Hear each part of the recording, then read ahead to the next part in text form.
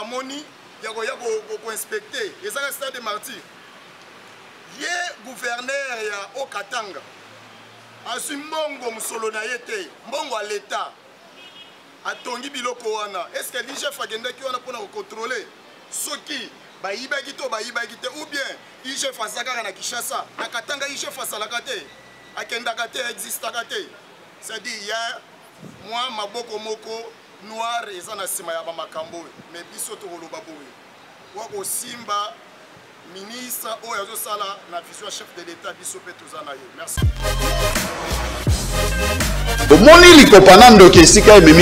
Logation de notre stade, nous avons dit qu'il y avait des travaux en cours. C'est pourquoi la CAF n'a pas homologué notre stade. La question du match qui est envoyé au Cameroun, c'est une option. Et cette option-là est faite sur base de quoi? Si notre stade, dans les 30 jours que la CAF reviendra pour faire de nouveau l'inspection, pour les travaux qui sont en train de se faire, on va envoyer le match là-bas. Mais comme le gouvernement, par la bonne volonté du chef de l'État et les warriors qui l'encouragent, l'option d'accélérer les travaux dans ces 30 jours est bien optée. Alors, il faut être patient. Dans ces 30 jours, les travaux vont vraiment accélérer dans le sens que puisse se jouer ici. Si les matchs et les travaux n'évoluent pas trop vite comme on vous avait parlé, dans le prochain jour, le match sera alors envoyé au Cameroun. C'est une option, mais elle ne sera pas vraiment évidente parce que nous savons qu'avec la capacité de notre gouvernement et ceux qui travaillent, vont faire en sorte que dans ces 30 jours qui suivent, les stades puissent être aux normes selon l'exigence du CAF. Et nous avons beaucoup apprécié l'intervention de l'IGF pour venir contrôler les travaux du stade des Martyrs, le décaissement, les dépenses qui ont été engagées. C'est une bonne initiative. Mais le stade non homologué en République démocratique du Congo n'était pas seulement le stade des Martyrs. Nous voulons qu'il engage aussi des directives déjà spéciales pour le stade de Kibasa parce que c'était aussi le stade dont le gouvernement a déboursé l'argent pour que les travaux puissent être mis en place et dans le sens qu'ils soient aussi homologués.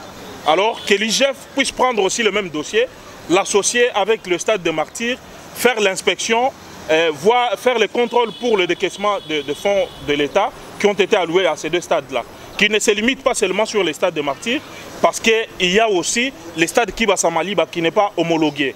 Alors si il le fait vraiment avec une bonne idée d'aider le chef de l'État, qu'il commence les contrôles aussi pour les stades Kibasa Maliba. Bisika bazo simba intérêt chef de l'État, nde bisika baoyo to le chef de l'État tozo telema pona koloba ke non. Tozana année moko, tozana année à 2023 o tozo préparer élection pona ko réélu susu muko antombolo mo mai wakaninda comme président de la République au deuxième mandat. Banguna na biso bazana kacha ko bongisa, bazana kacha ko kanisa, bazana kacha ko sala nyonso ke non. Babanda ko longola ba piyo ya malamu. Bao baza pembeni ya chef de l'État. Lokola ba Serge Konde. Bande konanga toye pona ko pesa bino message. Que non botika mitema mabe. Mutema mabe ezande bienté. Tozana ndeko na biso moko boye gouverneur ya ville ya province ya Kinshasa lo bakano botika mitema likundu. Mitema likundu eza bienté. Musala zo salema na ndenge sengeli pe tozo contrôler ko sala musala. Toye pona ko makama match oyo bazotinda match na biso na Cameroun eza ministre ya sport mutolobi ke match na Cameroun te ezande entraîneur ya sélection de mutolobi ke no pona ye pona ba joueur na ye tema ke bazo uta poto amoni ke no ba beta na kati ya Cameroun. Mais eza déjà décision finale parce que stade na biso eza stade tozana kati ya ko sala misala c'est-à-dire eza chantier o bazo sala misala zo continuer na ko sala ke non et si là le fait que non to komina no date o ya match te stade na biso esili tozana obligation ya ko beta match awa na Kinshasa soki ke non misala ke malembe selon ba ingénieur ndenge ba sala misala na bango wana to ke na kati ya Cameroun toza pe wana pona ko kebisa ba o nyonso tu bazo bundisa Serge Konde na kati ya Katanga Serge Konde azande Mouto yazo mema initiative ya chef de l'État aza Mouto yazo mona que non il faut soutenir chef de l'État toyebi nyonso bozana kati ko bongisa ba réunion bozo ko tsana ba mouvement citoyen ba réunion bozo ko tsana ba journaliste sportif toyebi yango ndo surtout tozo ya pona ko ebisa bino que non o ya ko meko simba Serge Konde se ka simbi fati or que so simbi fati o ko mona biso na nzela na yo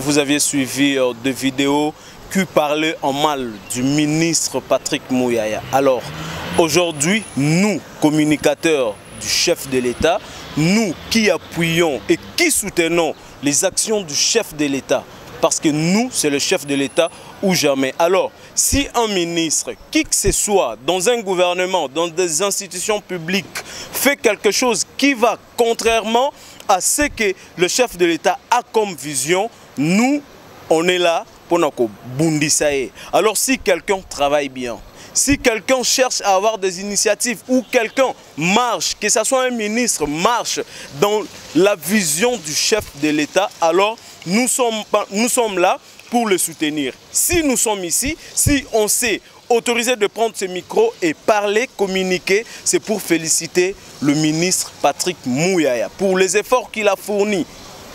Il a accepté de décaisser l'argent pour payer les communicateurs qui ont eu à communiquer lors de la visite papale. En tout cas, Excellence Mouyaya, vous aviez nos applaudissements, nos ovationnements, on vous ovationne.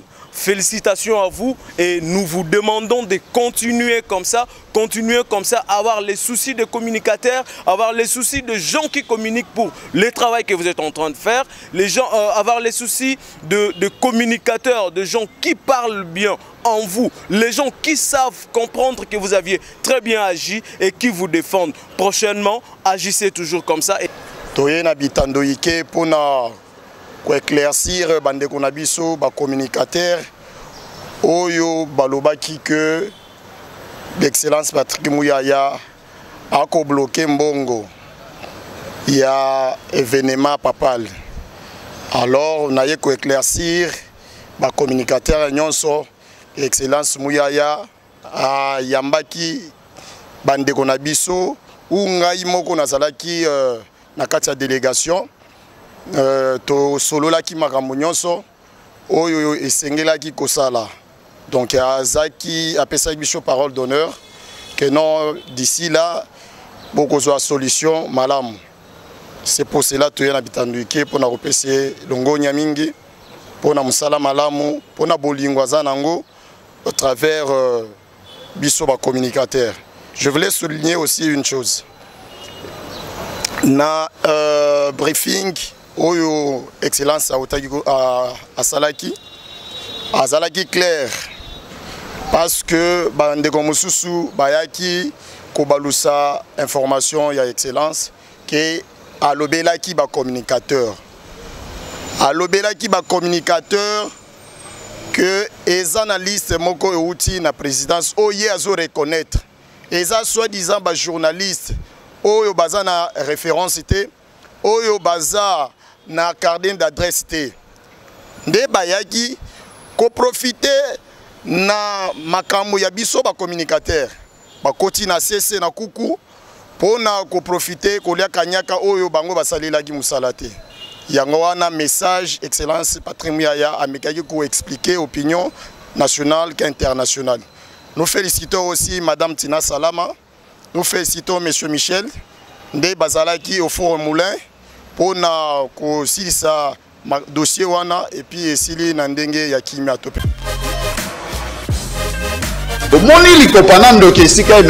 Ok, toza wana kaka pona ko soutenir ba balingi chef de l'état muko antombolo moma ya kanda Fati Beton. Soko lingi e biso pe to kolinga yo, soki attaquer e biso pe to za nzela na yo. Toye muko lelo pona ko féliciter ministre na biso excellence Patrick Mouyaya pona musala kitoko zo sala. Bande ko soki mutu azana vision chef de l'état biso toza wana pona ko soutenir ye. Soki mutu azo accompagner chef de l'état biso toza wana pona ko accompagner ye. Soki mutu azo kanisa malamu pona république biso pe toza wana pona ko kaniseli malamu.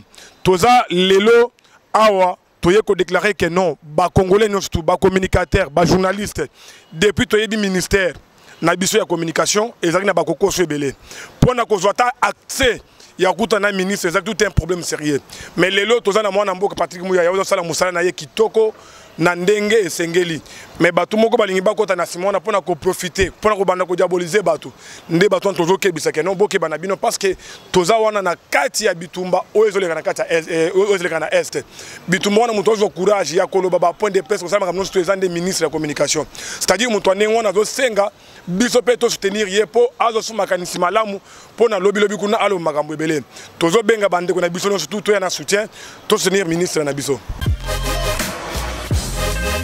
Omoni likopanando ke sika ememi bino.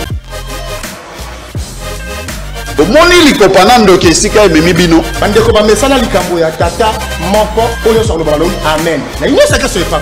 Tika chef du Yendi aza décidé quoi décider. Lelo facha azimboka oyo. Azo sa musala ko sala remettre tout en ordre. Attaque no ko bolingai, ngande mutu na ko pono ba ko ya sima. Mais bolimo ya Congo et les galiboso ya bolimo ya personnel. Mutu na mto sala zero ba compétence na ye.